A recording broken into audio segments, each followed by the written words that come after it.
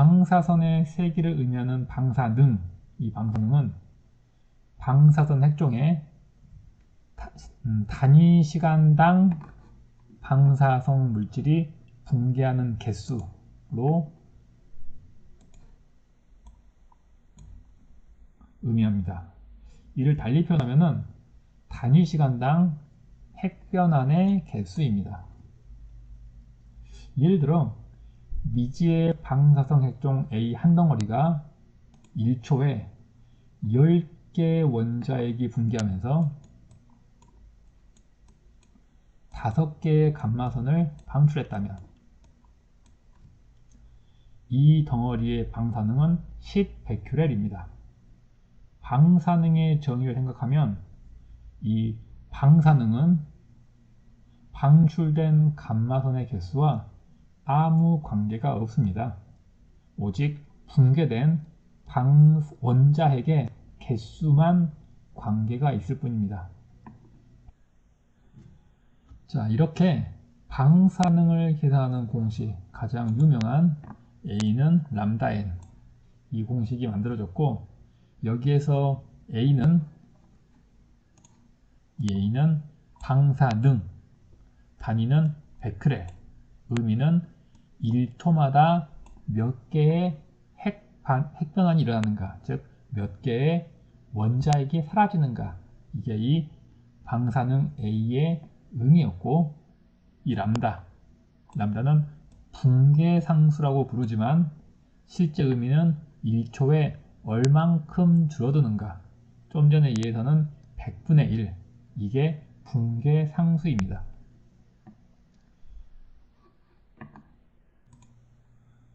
이 붕괴상수에 대해서 조금만 더 생각을 해보면 붕괴상수가 지금 1초에 원래 있던 물질에서 얼만큼 사라지는지, 이걸 붕괴상수라고 했는데, 그럼 이 붕괴상수가 1초마다 붕괴되는 비율, 즉 비율에 해당하기 때문에 이게 만약 붕괴상수가 0이라면 어떤 의미일까요? 자, 생각해 보겠습니다. 처음에 100이었는데 붕괴가 전혀 되지 않고 1초 후에도 여전히 100개가 있다 라는 의미니까, 즉 원자핵이 붕괴를 하지 않는다는 의미입니다. 즉 붕괴상수가 0이면 이 물질은 방사성 핵종이 아니다라는 뜻입니다. 즉 방사성 핵종이라면 아무리 붕괴를 천천히 하더라도 이 람다가 0보다는 커야 됩니다. 0일 수는 없는 거죠. 반면 람다가 만약에 1이라면 처음 100개의 원자핵이 있었는데 1초 후에 전부 다 붕괴를 해서 0이 될 겁니다. 즉 1초만 지나더라도 이 원자핵이 아예 존재하지 않는 겁니다. 여기서 뭘 알 수 있냐? 람다는 결국 0보다는 무조건 큰 수여야 하고 1보다는 작은 수여야 한다는 겁니다. 즉 붕괴상수 람다는 1과 0 사이에 있는 어떤 숫자로서 1초 후에 1초마다 원래 있던 물질이 얼만큼 사라지는지 그 비율을 표시하는 숫자라는 겁니다.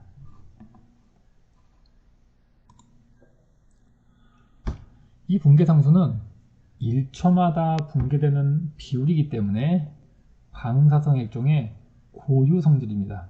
즉 모든 방사성 핵종은 붕괴상수가 약간씩 다를 수밖에 없습니다. 지금 여기에서 표현은 안 하고 있지만 사실 이 람다의 단위는 시간의 역수입니다. 시간의 역수라는 게 어떤 의미냐면, 아까 제가 얘를 1초에 100분의 1씩 줄어드는 경우를 설명을 했습니다. 그렇다면 이걸 소수로 표현하면 0.01이 될 건데, 단위가 그냥 아무것도 단위 없이 per second가 된다는 뜻입니다. 이 단위를 가지고 이제는 단위라는 입장에서 이 방사능의 공식 A는 람다 n을 접근해 보겠습니다.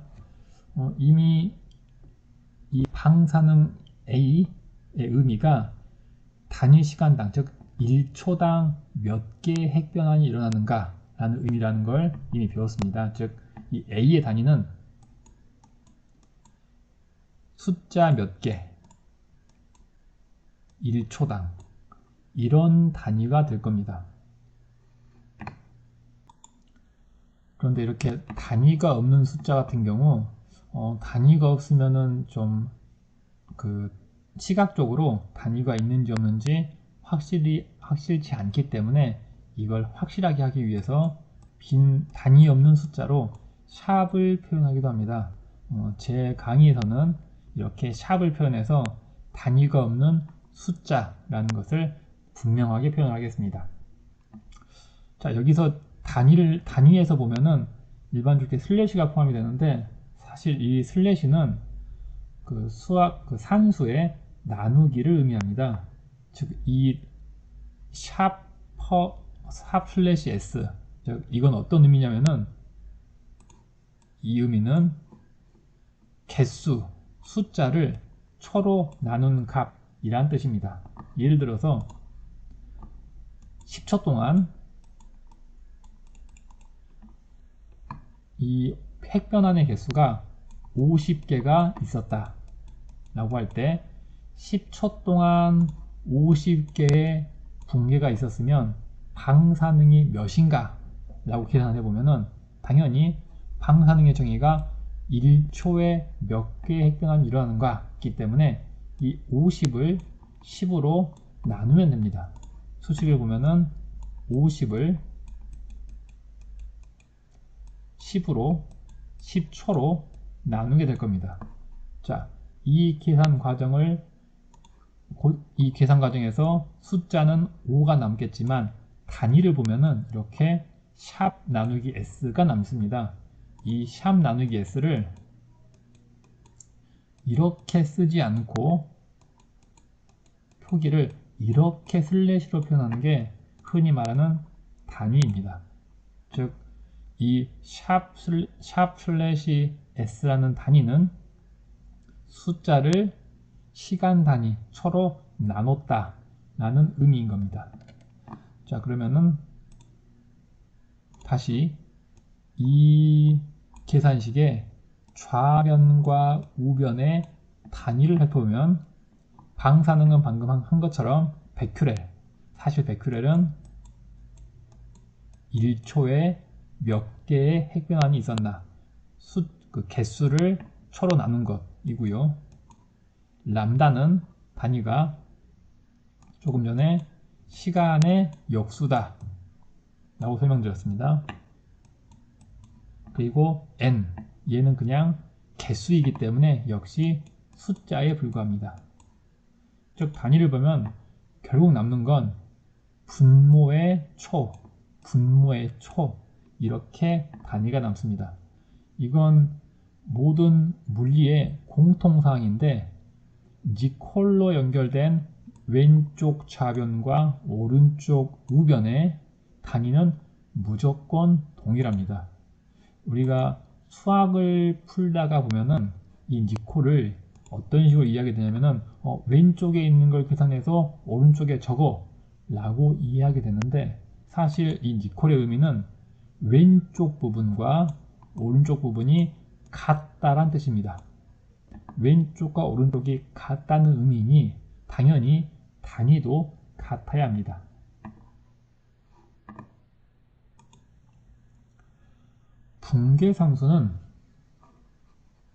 붕괴상수의 의미는 단위 시간당 주어진 핵의 핵변할 확률이라고 했습니다. 방금처럼 1초에 몇 개나 바뀌나, 이만큼 있던 게 1초가 지나면은 얼만큼 사라지나 라고 정한 게 붕괴상수입니다. 아까 이에선 제가 계속 100분의 1을 이 붕괴상수의 예로 사용하고 있습니다. 따라서 붕괴상수가 크면 이 100분의 1이 100분의 1이 아니라 100분의 2, 100분의 5, 10분의 1 이렇게 붕괴상수가 크다는 것은 똑같은 1초에 붕괴가 더 많이 된다는 의미입니다. 붕괴가 많이 된다는 의미는 당연히 방사능이 크다 라는 의미가 되는 거고, 이건 너무 당연한 게 붕괴상수가 커지면 방사능도 커지기 때문에 붕괴상수가 커지면은 방사능도 크다는 얘기고, 당연히 붕괴마다 예를 들면 방사선이 한 개가 나온다면 이때 나오는 방사선의 개수도 그만큼 늘어난다는 얘기입니다. 자, 붕괴상수가 갖고 있는 의미는 붕괴상수가 크면 똑같은 1초에 붕괴가 많이 되므로 방사능도 커지고 이때 나오는 방사선의 개수도 많아진다. 반면에 이 붕괴상수가 크면 클수록 이 물질들이 원래 있던 이만큼의 양이 이렇게 빨리빨리 적어지기 때문에 방사성 동위원소가 절반이 되는 시간, 즉 반감기, 이 반감기는 오히려 더 짧아질 수밖에 없습니다. 붕괴상수가 커진다는 얘기는 똑같은 1초에 많이 사라지기 때문에 반감기는 반대로 짧아진다. 즉 붕괴상수와 반감기는 서로 반대, 역수 관계이다 라는 걸 알 수 있습니다. 그래서 나온 게 이 T, 반감기 T와 이 붕괴상수 람다가 서로 역수인 겁니다. 이 분모 람다가 2배가 되면 이 전체 숫자는 2분의 1로 줄어들겠죠. 즉 이 반감기 T는 2분의 1이 됩니다. 붕괴상수가 3배가 되면 이 반감기는 3분의 1이 되는 거죠. 자, 이렇게 반감기와 붕괴상수가 서로 반비례 관계라는 걸 표현할 때 그냥 이렇게 이런 식으로 표현을 합니다. 이 표시가 원래는 비례한다 라는 비례 표시인데, 비례를 반대로 표현하기 위해서 이렇게 분수를 표현하는 겁니다. 이렇게 되면은 이 람다가 커지면 커질수록 람다분의 1은 작아지기 때문에 람다분의 1인 t, 얘는 작아지기 때문에 서로 반비례 관계인 걸 표현한 겁니다. 그러면은 이 람다와 람다분의 1과 반감기 t가 정확히 어떤 관계가 있나, 이걸 뭐 굳이 유도할 필요는 없고, 이게 바로 이 자연 로그 ln2의 비례 관계가 있다 라고 생각하면 됩니다. 그러니까 어렵게 생각하지 말고 그냥 반감기와 그 붕괴상수는 반비례 관계인데, 이 반비례의 비율이 이 자연 로그 2의 관계에 있다 라고 생각하면 됩니다. 자, 그렇게 하면 이 반감기와 붕괴상수의 관계가 나오는 거고요. 그리고 제가 첫날에 설명했다시피 이 ln2 자연 로그 2를 0.693 이런 식으로 표현하는 경우가 있는데, 이건 절대로 따라서는 안 되는 방법입니다. 이 ln2가 어떤 의미인지 정확히 모르겠지만 대략적으로 설명을 하면은 그 원주율 파이처럼 그냥 일종 하나의 숫자이다 라고 생각하면 됩니다. 사실은 이게 로그라는 숫자가 있고, 로그는 밑이 10이고 여기 어떤 숫자가 들어가는 이런 게 로그인데, 이 로그 중에 밑이 자연대수 2, 이게 들어간 것을 특별히 구별하기 위해서 ln으로 표현하는 게 이 자연 로그입니다. 근데 굳이 이걸 고민하는 것보다는 그냥 이 ln이 자연 로그 있는 파이처럼 특정한 숫자이다, 그냥 계산기를 집어넣으면 언제든지 나오는 숫자이다 라는 식으로 생각하면 됩니다. 그리고 오히려 주목해야 될 건 왜 여기에 숫자 2가 있는가, 왜 여기에 숫자 2가 있는가, 이거에 주목을 하면 되고요. 이 숫자 2가 있는 이유는 이게 반감기, 즉 절반에 해당하는 개념이기 때문에 여기도 똑같이 숫자 2가 들어간다 라는 걸 훨씬 더 중요한 개념으로 생각해야 됩니다. 우리가 인간이 절반이라는 개념이 편하기 때문에 반감기라는 개념을 사용하는 거지, 이게 절반이라는 게 뭐 특별히 물리적으로 의미를 갖는 값은 아닙니다. 그래서 반이 아니라, 예를 들면 어떤 물질이 절반이 아니라 3분의 1로 줄어드는 시간, 이 시간을 그냥 커다랗게 t 3분의 1이라고 정의한다면 이 t 3분의 1과 이 붕괴상수 람다의 관계는 단지 여기에 자연로그 3을 쓰는 이런 관계가 되는 겁니다. 즉 시간, 어느 정도로 줄어드는 시간과 붕괴상수의 관계, 이 관계는 이 숫자에 관련되어 있다 라고 이해하시면 됩니다. 정리하면 붕괴상수와 반감기의 관계는 단지 이렇게 수식으로 이렇게 개념적으로 잡고 있고, 이게 반이기 때문에 숫자 2가 들어왔다. 그리고 이렇게 일정한 시간마다 몇 분의 1로 줄어드는, 즉 일정한 비율로 줄어드는 이런 모든 자연현상에는 이 람다의 개념 그리고 이 관계, 이걸 똑같이 적용할 수 있다 라는 걸 기억하시길 바랍니다.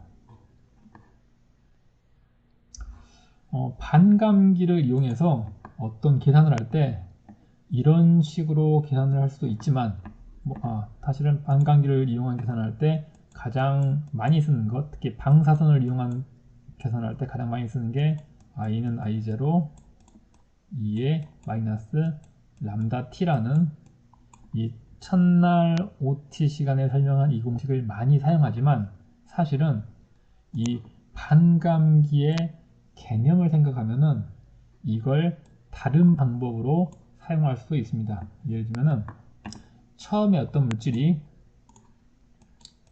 100개가 있었다.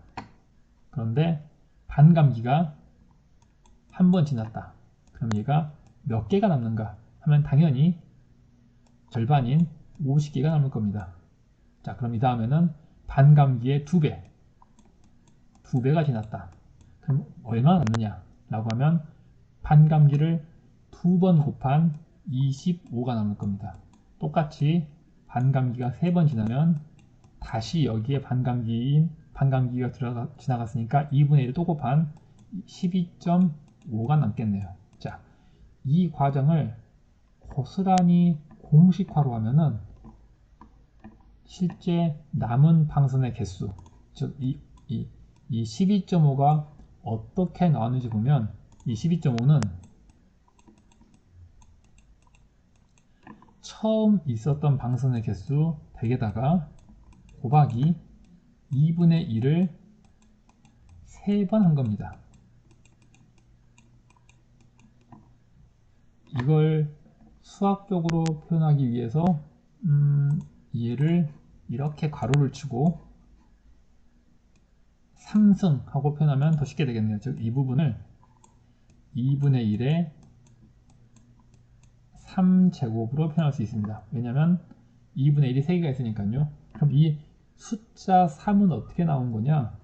반감기가 3번 지나갔으니까 3이 나온 겁니다. 즉 여기 1, 2, 3 이 시간을, 지금 3번이라는 시간을, 예를 들면 반감기가 1시간일 경우에 1시간, 2시간, 3시간이 지났겠죠. 전체 총 지나간 시간을 반감기인 1로 나눴기 때문에 이 숫자가 나온 겁니다. 즉 이걸 공식화하면은 이 숫자 3 대신 전체 총 지나간 시간, 이걸 반감기 t로 나눈 이 시간만큼 지나간 게 이 숫자인 거고요. 이게 이렇게 들어가게 되죠. 이걸 공식화를 하면은 뭐 방사성 물질의 개수니까 얘를 처음에 n, 제로 구한다면 이게 n이 되겠네요. 그리고 이걸 고스란히 써주면은 결국 마지막 남는 정리된 공식은 자, t 시간 후에 얼마의 방사성 물질이 남았나 라는 건 처음 있었던 방사성 물질의 개수에다가 계속 2분의 1, 2분의 1 해주면 된다. 2분의 1을 몇 번 해주느냐? 전체 시간을 반감기로 나눈 개수. 즉 반감기가 한 번 지났으면 1, 반감기가 두 번 지났으면 2. 이렇게 정리해도 이 공식과 똑같은 결과를 얻을 수 있는 계산식이 됩니다. 사실은 이 두 가지도 유도해서 바꿀 수가 있지만 이 공식은 워낙 유명한 공식이기 때문에 외워도 되겠지만 반감기를 이용해서도 이렇게 직관적으로 계산할 수 있다라는 걸 기억하시기 바랍니다.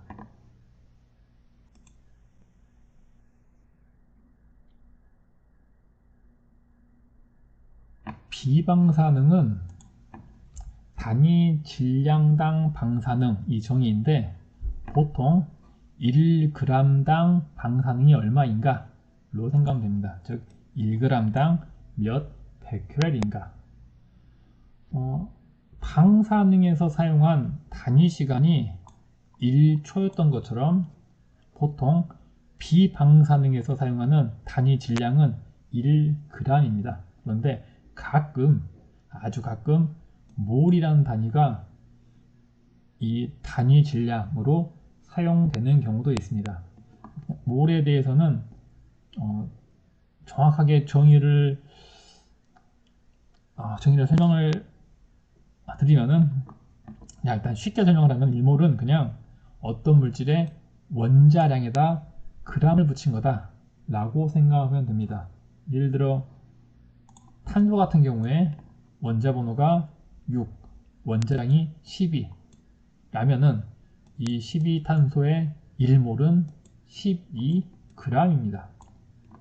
반면에 수소, 원자 번호가 1인 수소, 보통 원자 번호가 1인 수소는 원자량도 1이기 때문에 이 수소의 몰 농도는 역시 1g이 되는 겁니다. 즉 이 몰이란 단위는 원자량에 g을 붙인 무게 단위이기 때문에 이 원자의 종류에 따라 달라집니다. 이 달라지다 보니 즉 원자량이 클수록 더 그람 수가 커지다 보니 결과적으로 이 원자 핵의 개수는 같아집니다. 이게 어떤 의미냐면은 사실 원자 핵의 구조를 보면은 원자의 구조를 보면 가운데 원자 핵이 있고 주변에 전자가 있는데 이 질량의 대부분을 차지하는 것은 사실은 원자 핵입니다. 즉 수소와 탄소의 무게 비율을 보면은 이 원자 핵이 얼만큼 무겁느냐로 결정이 됩니다. 즉 수소 원자 1개와 탄소 원자 1개의 무게를 대략 비율을 비교해 보면 이 양성자 하나가 있는 수소보다는 양성자 6개, 중성자 6개, 총 12개의 핵자를 가진 탄소 원자 하나가 12배가 무겁습니다. 즉 비율로 따지면은 이 수소 1몰 그리고 탄소 1몰 이거의 무게 비율은 1대 12에 해당한다는 겁니다. 즉 1몰 기준으로 이렇게 1몰씩 서로 수소 1몰과 탄소 1몰을 따로따로 구분하면 결과적으로 원자 핵의 개수는 같다라는 게 이 몰 농도의 핵심입니다. 그리고 어떤 사람이 그럼 1몰의 원자 핵의 개수가 몇 개인가를 세봤을 때 나온 숫자가 이 6.023 곱하기 10의 23승계라는 거고요. 이건 당연히 원자 핵의 질량 기준으로 만들었기 때문에 어떤 물질이든 어떤 원자든 같을 수밖에 없는 겁니다. 그래서 얘를 아보가드로의 수라고 부르는 거고요. 아보가드로를 기념하기 위해 아보가드로를 의미하는 A를 써준 거고, 숫자를 표시하는 넘버 n을 써준 겁니다. 그래서 이 NA를 아보가드로의 수라고 부른다라는 거고요. 그리고 이런 물질들이 기체 상태가 되면 한결같이 모두 다 1몰은 22.2리터가 되더라 라는 겁니다.